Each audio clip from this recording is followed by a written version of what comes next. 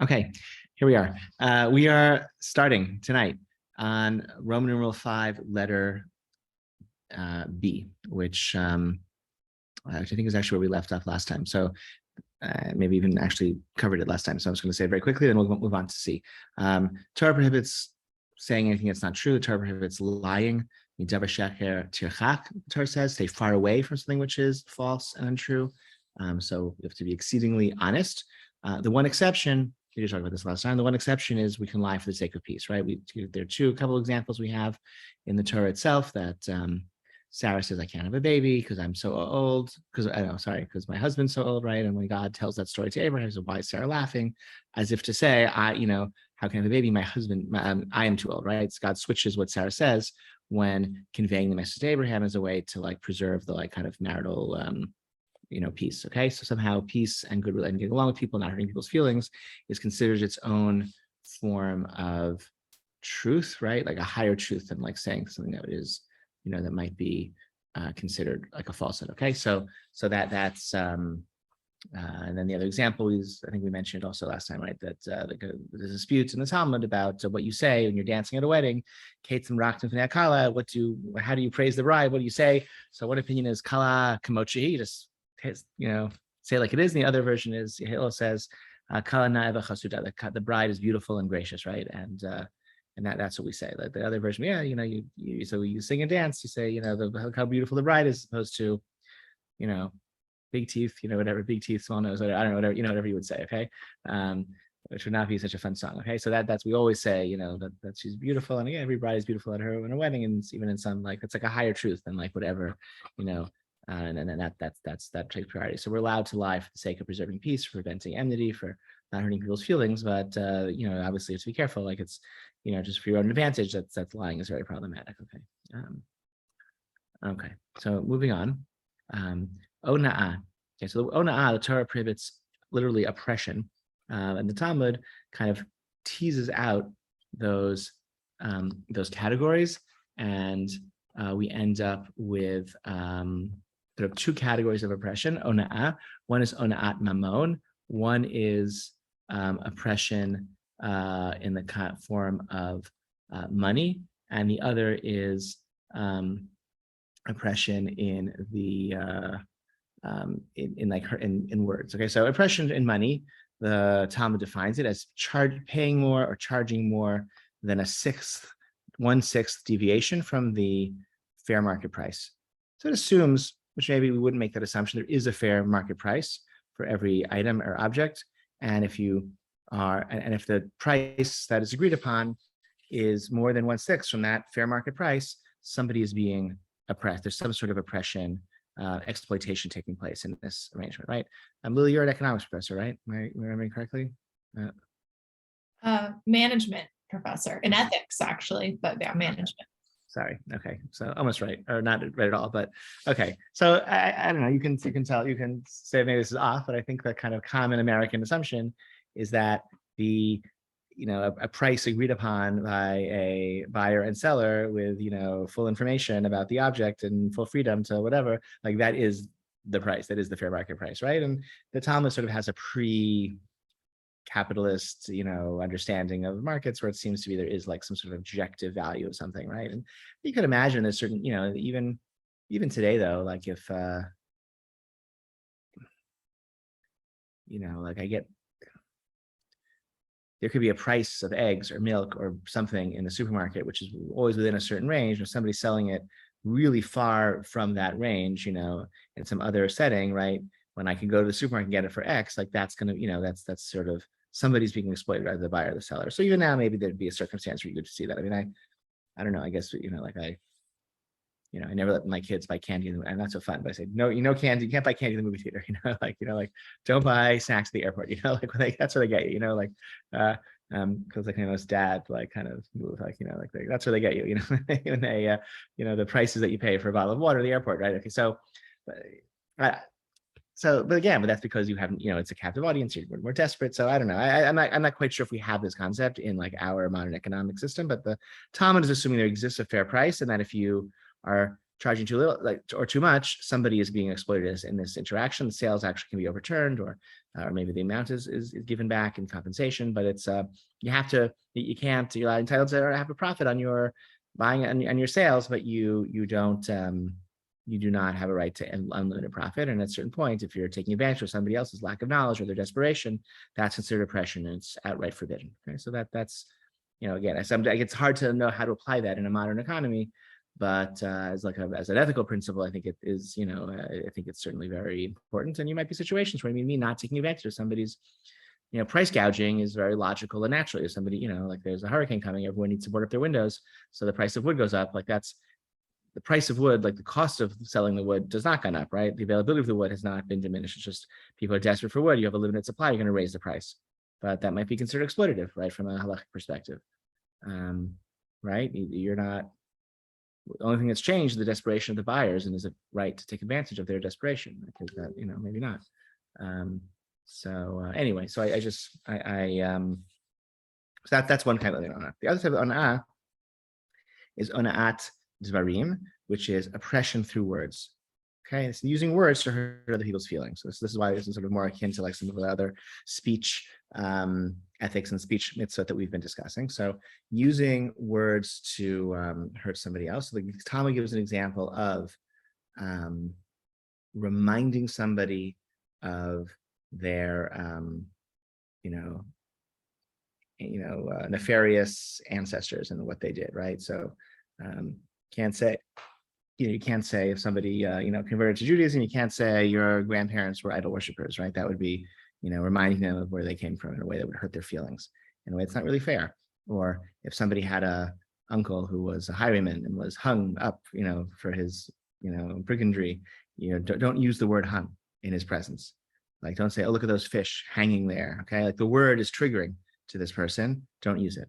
It's really interesting. It's like an obligation to be sensitive to how even individual words can be triggering to certain people in certain contexts based on their own unique background. I think it's sort of, I think we kind of make fun of, not we, some people make fun of that kind of hypersensitive, like PC language, but I think that's an absolute, application of what the Talmud talks about. Just like, be really careful. The person you're talking to, like, what's their specific family background? Like what traumas do they have in their life that make them sensitive, not just to like bring up certain topics that you might reasonably think are painful, but just like even words that are going to be triggering just to them because of something that happened in their family, right? Don't use those words. Like be kind. Like, don't hurt other people through your language. That's called ona'at dvarim. Questions, comments? I was curious if there's a distinction on another level of between something said in public versus private, where saying something in public might cause more shame, but maybe less. So in the context of Lashon Hara that we've been talking about, right? Oh, I mean, like, I think that's, if you, there's all sorts of things that you could say in that context, in a private context, that would be totally fine. Like if a friend is talking to another friend and you're like, it is a little weird that you're, 42 years old and you still cry every time, like, whatever, you read Charlotte's Web, like that's okay. So you might say that like, to a friend, and that wouldn't be shameful or embarrassing at all. But if you were to say that in public, like that might be embarrassing to them, right? And Lashon Hara generally doesn't matter. You can't say derogatory or damaging speech, right? Even in private.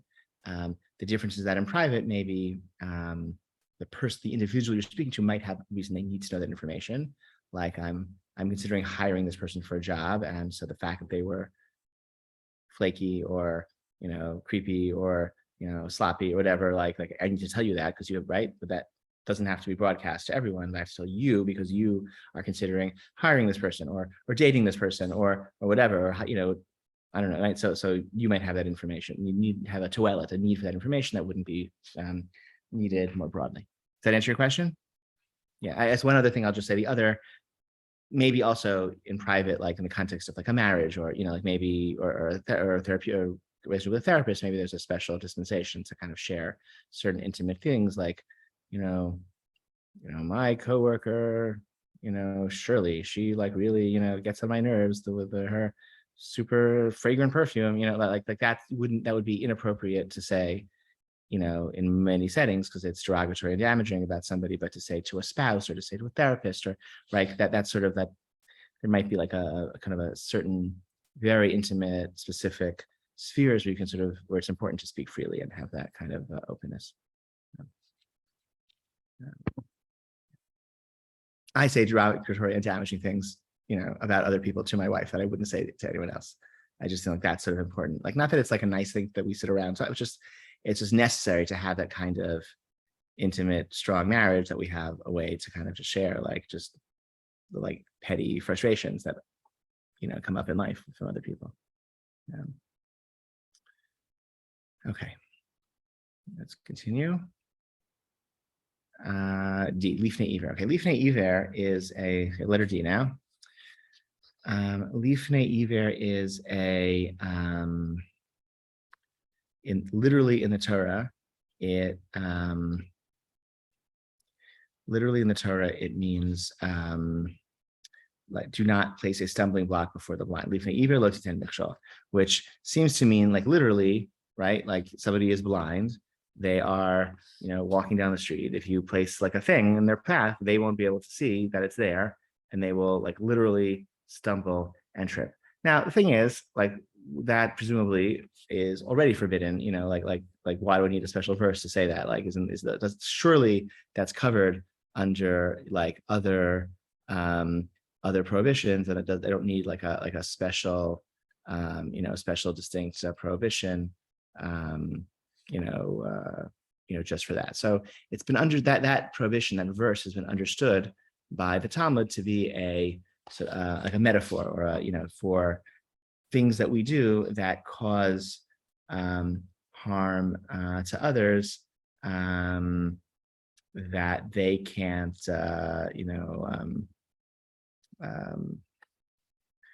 they can't necessarily prevent or forestall. Okay, so this is, and then this gets understood to mean enabling someone else to sin.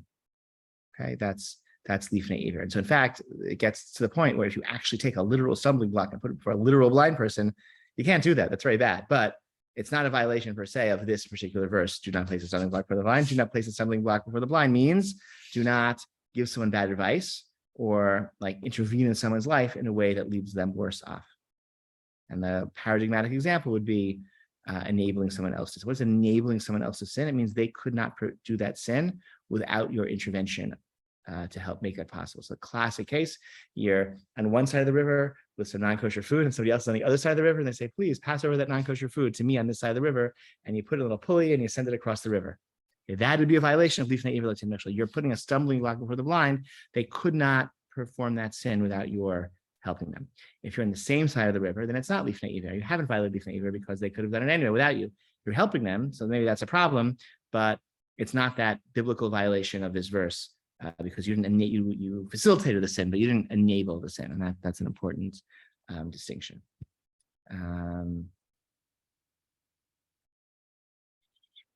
Really, each word,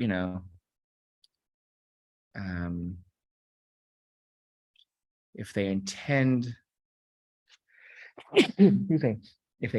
to sin and want to sin, and you help them do so, maybe they're not really blind. So maybe there's some who say that shouldn't actually be a full-fledged violation of this principle if they're intentionally sinning because they're not blind, then they're just sort of doing it of their own free will, their own choice. And so maybe that would be a lower threshold for your responsibility if they're acting sort of intentionally. But so these are classic example, like sort of, serving somebody non-kosher food, serving somebody food who won't say a blessing, a bracha before they eat, right? You're sort of enabling them to sin. They couldn't do it without you. Maybe inviting somebody to join you for a Shabbat meal if you know they're going to drive. You're just kind of right. So then you would counter argue and say, well, hey, you're not enabling. They could drive anyway. They're going to drive anyway. And if they don't come to your house, maybe they'll go someplace else, right? So that wouldn't be advice. So that's a dispute actually among the 20th century halachic scholars. Is it permissible to invite someone to your house for Shabbat meal if you know they're going to drive?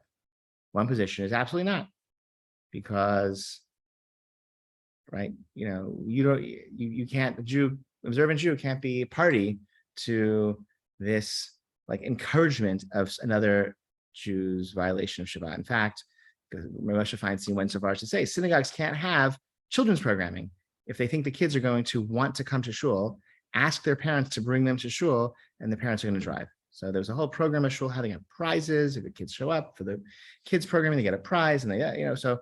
And he said, no, you can't do that because the parents are not, you're encouraging all of these non-observant Jewish families to start coming to your synagogue, and they're going to drive on Shabbat. And you're not only you're enabling it, you're encouraging it. And like Shabbat is more important than whatever your programmatic goals are or your outreach goals are. Alternative position is they're driving anyway. If they're not observant Jews, they don't need you, in your invitation to get in the car and drive somewhere on Shabbat. They can do that anyway without you.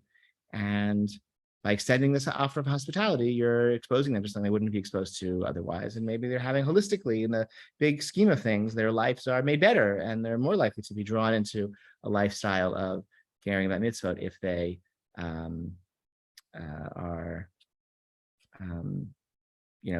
receive this kind of these types of invitations. But the scholar Eliezer Waldenberg, who said this, he said, you do have to make a good faith effort to invite, encourage them to spend the night. So you invite someone over to your house for Friday night dinner, you have to offer them, you could say if you'd like, you don't have to leave, okay? That's to be like a good faith offer that if they want to spend Shabbat with you, in your home, in a neighbor's home, somewhere in your community, that you would provide that. And if you make that good faith offer, then the fact that after dinner they go home, after lunch they go home, that's not on you. That's their choice.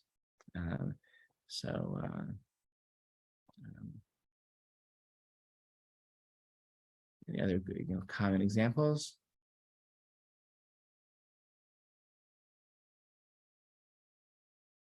A lot of stuff with kashrut, like people want to eat that, if you're a volunteer at a soup kitchen, you're serving people food and you think they're Jewish and you're giving them non-kosher food, right? That might be lifnei iver, right? That would be a violation of this principle. Questions, comments? I'm just curious, Yeah. Is it an individual decision? Or because it sounds like there's a trade-off here. Is there an individual sort of decision a person has to make between lying for peace and some of these other points about speech? So, I was thinking if give me an example. Like what's like a what my sibling said is maybe if a parent says don't eat dessert before dinner, and then my sibling sneaks in some dessert, and now I'm asked before we're about to start dinner, did my sibling take the cake and eat some of it? And I wanted to cause peace. I don't want anyone to get mad at each other. I want us to have a nice meal, but it also would be enabling. Yeah, that's so interesting. I don't know if I'm sure that would be enabling. I would say lying. I guess I'm lying. Yeah, I would say maybe as a parent or as a teacher, you shouldn't say who took that piece of cake. I think probably it's probably for a teacher to say to a classroom, who took the apple off my desk? You're asking the students to say lashon hara. They're asking students to say something derogatory and damaging about another student, and the students really shouldn't be. Teachers shouldn't be encouraging students to share that kind of disclose the kind of information. Oh, that's interesting. Right? Unless you want to say, no, it's really important for this, for some other toel. We have to, there's a dangerous criminal, we have to stop them, or, the public safety is endangered, or this kid needs help and we have to tell me who it is so we can get this kid psychological intervention and whatever, but absent some of those, like just to turn to a class or turn to children and say, which of you did which of you wrote that? Like kids probably shouldn't say, and the parents shouldn't be asking.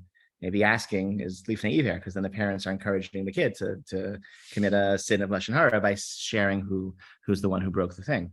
Again, often it's important to know, but it might not be. Right? Just because you're a teacher doesn't mean I think also Eliezer Waldenberg, who I just quoted a few minutes ago, I think he said very clearly that teachers aren't allowed to confiscate items from students, which confiscation, that's just another word for stealing, right? Not to steal, right?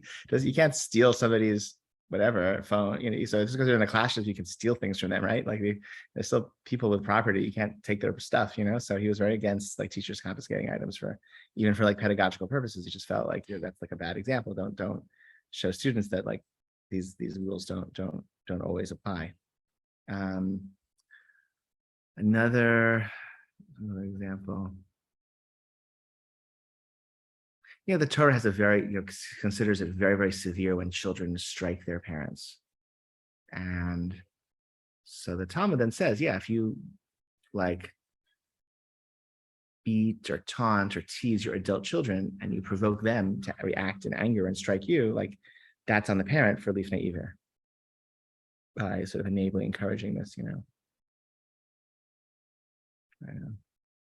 My father-in-law used to think that if you leave money out around the house or something when there are people, lots of people passing through, he felt that was lifnei iver, because like the temptation to steal it was so, this looked like, piles of cash in your house and lots of people are passing through. You have a painter coming and a plumber and you have a babysitter and you have, little children and everyone's passing through the house and you have a big stack of cash just loose on the table. That's lifnei iver, because it's yes, they shouldn't take it. Yes, stealing is always wrong. Yes, people are responsible for not stealing, but it's also maybe on the parent, the adult with the money, not to tempt people in that way.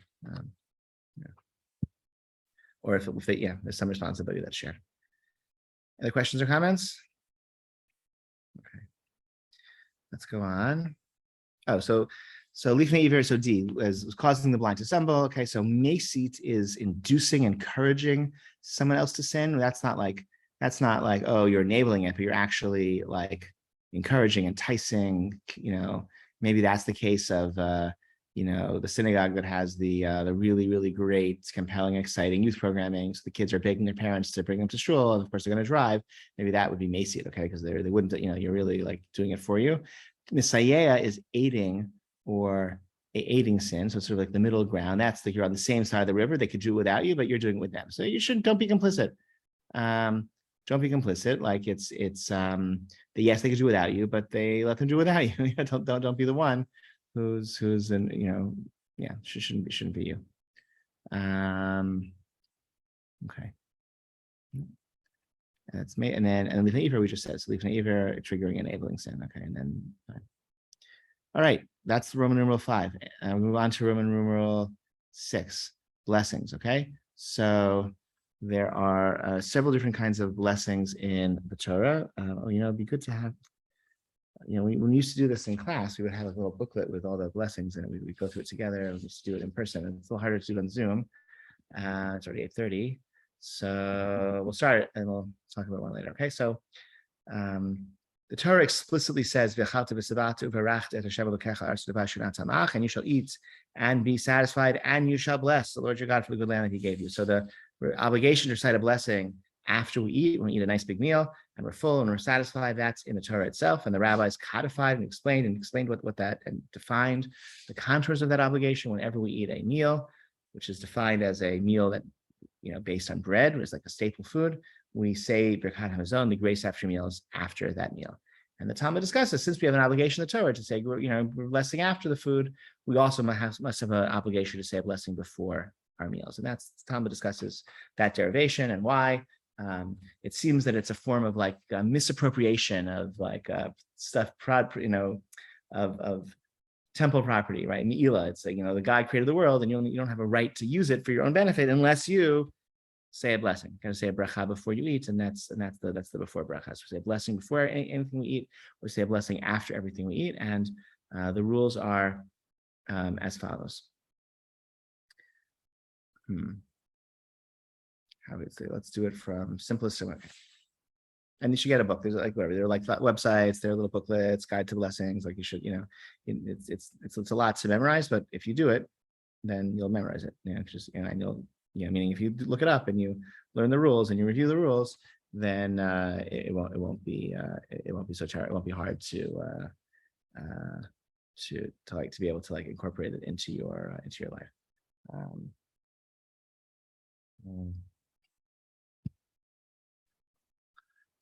Okay, so if we have, so in the ancient world, bread was the like staple food. It was the main. It was the language of the Talmud, kovea suda alech, meaning like you established your meal on bread. It was your plate, it was your fork, it was like most of the carbohydrates. Is what you dipped your bread into like some other dish, but like bread was the main thing that you ate, okay, at your meal. And so the blessing, you say hamotzi lechem in aretz, that's the before blessing for bread, and the long 4-paragraph Birkat Hamazon, grace after meals, is the blessing after eating bread, and anything eaten as part of that meal is included in that blessing. So you say one blessing before, hamotzi lechem in aretz, one blessing after, or the several paragraphs long, full Birkat Hamazon after the meal, and anything you eat in the middle is covered by those blessings. If the meal doesn't, so nowadays we don't eat bread as often. We don't, so that doesn't necessarily help us out of, many meals. If you form a meal with bread or you have a sandwich, then you say, Hamotzi lechem min haaretz, the blessing for bread before, and the full birkat hamazon, the full grace after meals after, and you're covered. Any other thing you eat, though, requires separate blessings. So the before blessings, there's Borei Pri Ha'adama, which is a blessing for things that grow from the ground, like vegetables and things that come directly from the ground. Borei Pri Ha'etz is things that grow from trees, which means there's a trunk and branches, which can include like berries, like many like raspberries and blueberries and blackberries, but not strawberries and not bananas because they don't have trunks and branches. But on the fruits that do, Borei Pri Ha'etz is the before blessing. So we have Hadama on things from the ground, Borei Pri Ha'etz on things that are from trees. Hamotzi lechem min haaretz is for bread. Mizonot, Borei Minei Mizonot is the blessing for products made from grain that is not bread, cookies, pasta, croissants, things like that. And Shakol Niyeh B'Dvaro is the blessing for everything else: water, tea, coffee, meat, eggs, fish, mushrooms, okay, everything else. Shakol Niyeh B'Dvaro. Those are the before blessings. The after blessings, we said if we ate bread, it's the full 3-paragraph birkat hamazon, grace after meals. If we had one of the 7 species of plant life that the land of Israel is praised for growing in the book of Deuteronomy, then there's a 1-paragraph blessing that is said. There's a version for grapes and wine. There's a version for fruit. There's a version for grain products, anything made from the 7 species: wheat, barley, figs, grapes, olives, pomegranates, and dates. 7 species. Any of those 7 species is a special paragraph long after bracha that we make. Again, with a version for fruit, a version for grain products, and a version for wine and grape juice. And everything else is like, and for any other foods, the after bracha is Borei Nefashot, which is a very short 1-line after blessing. All of this is in your Siddur. All of this is in your little Bencher booklets, which I can give out if we were in person. When I see I'm sure I can give them out to you. And then the task is to learn all the complicated foods. How do avocados grow, and what about stew and then so that takes some practice to learn. You look it up. There's some websites that say, what's the before blessing, what's the after blessing for these various foods, and that will help you out. Questions, comments on that? Why aren't there specific lessons for dairy or meat? It's so interesting. Yeah, I don't know. I think it goes very old. The taxonomy is sort of interesting. It seems to be really rooted around, like, maybe because the verse in the Torah is about like things growing from the land of Israel, and so we sort of, from those 7 species, we sort of categorize those. Some are grains, some are plants, some are fruits, and you build from there. Yeah, so I couldn't tell you, but it's discussed in the Mishnah. So pretty early on in Jewish history, the rabbis are discussing like what these blessings should be. Anything else? All right. We should spend some time next time, like sort of actually looking over them, like the actual text of those blessings. I think for now, I'll just point out that we also say blessings for other things, that other benefits. So like these are called birkot hane'enin, benefit blessings. So we're not allowed to benefit from the world without saying a blessing first. That's things we eat and drink. Also, smelling something nice, we say a blessing, right? So that's also would be a benefit blessing.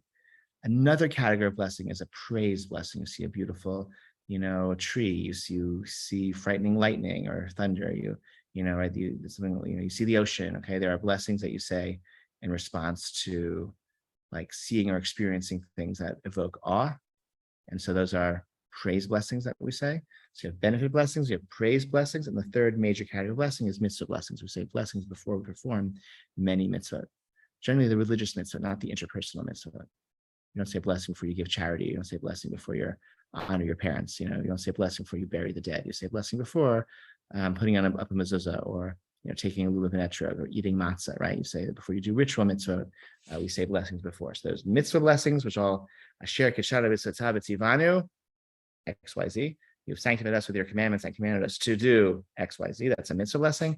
We have the benefit blessings, which you do before you eat, drink, smell, derive some benefit from the world. And then there are the benefit blessings of praise, which is after you, lightning, thunder, rainbow, beautiful tree, beautiful mountain, the ocean, you say a blessing and praise. All of these are printed in your Siddur, and your prayer book should have them all, as well as other like blessing booklets, which, like the benches should, some of the good ones will have these blessings as well. Okay, I'm going to pause now, and thank you so much. And we'll continue. I think we have next week scheduled already, right? So we'll continue then. All right, thank you so much. I'll stop. Let me stop recording.